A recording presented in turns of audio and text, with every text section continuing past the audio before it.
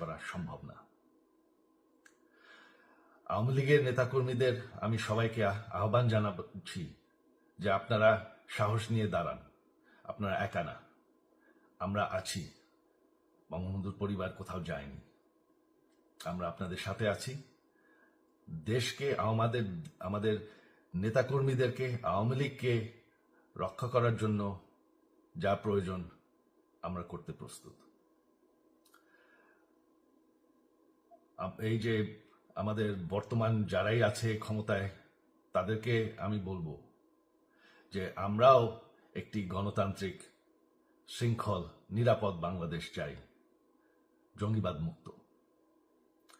তার জন্য আমরা সবার সাথে আলোচনা করতে প্রস্তুত, শুধুমাত্র তারা যদি জঙ্গিবাদ এবং ভায়োলেন্স বাদ দেয়।